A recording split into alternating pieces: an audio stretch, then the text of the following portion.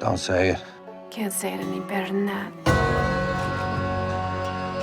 I was really excited to see where we were going in season 3 because season 2 had such a strong, darkish, dramatic tone. We finished last season in a place going, that was exhausting. I need a breath. I need a moment of peace. And it's a moment for the audience to remember why they love these people again. Tate's been through a lot, but they were threatened as a family. At the beginning of season 3, it's a time for healing. They return to something pure. Which is something that we're all not used to. Episode 1, you kind of come up with a plan to feed the cattle where they're going to have to take them, on a part of the ranch we haven't seen yet. John sees this as an opportunity to go set up a camp on the ranch and be out away from everything for a while.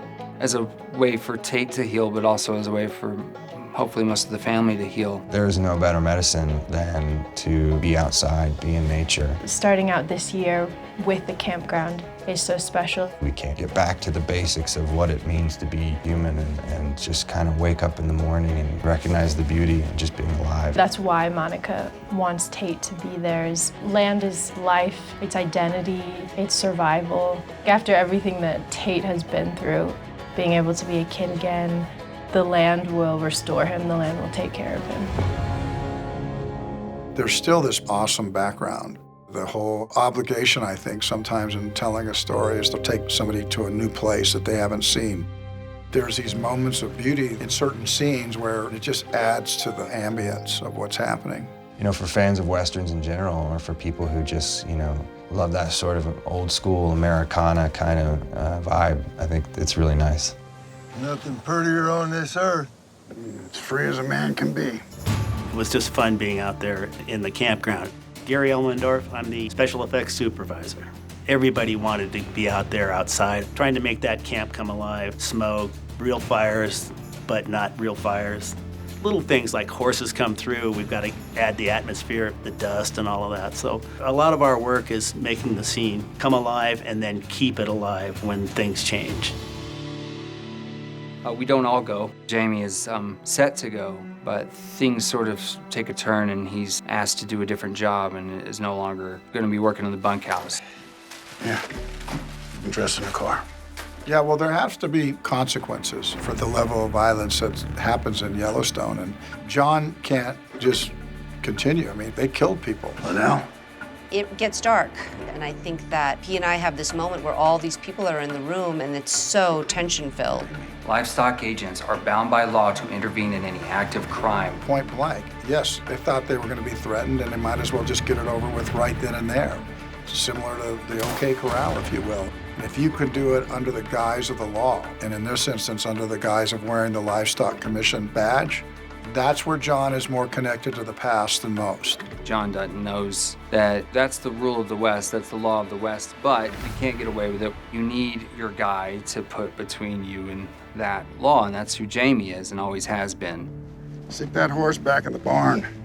You can't have the Livestock Commissioner living in a bunkhouse. I'll make the appointment official tomorrow. John Dutton's he's a loving father, but he's also a very controlling father. It's almost unconscious who he needs his children to be. Jamie has tried to betray him many times, and he can't control him as well. He doesn't trust him anymore. Jamie has to walk that fine line while still maintaining the truth of the West and the truth of how we deal with things as the Duttons. He's still got to balance that with, respectable legal advice. It feels like to save the ranch at any cost. We all have to fulfill our role. I gotta go. Some asshole standing in our river. Josh is fabulous. Yeah, he's so great. Hey! You're trespassing! My character's name is Roarke Morris. He rides a G5 instead of a thoroughbred. So we meet him as a fisherman. We just think he's just some wealthy man who's bought some land and a little ranch and he's out fishing. From my perspective, he is inevitable to progress. You will run into a Roarke eventually. And he's like a puppy dog. And as an actor and as a person, he comes to set and he's excited to be here. He is super prepared and he's just like, let's stay here all day long doing this scene. When I play golf, I do 36 holes a day. I love Taylor's writing, and I was super excited to join this. You have any interest in dinner? I dine on my joyful life. So he brings that to the role. He brings that enthusiasm and that freshness. I got to work with Kelly, who plays Beth Dutton. She's an amazing actress. Just stay off our fucking land, okay? Yes, ma'am.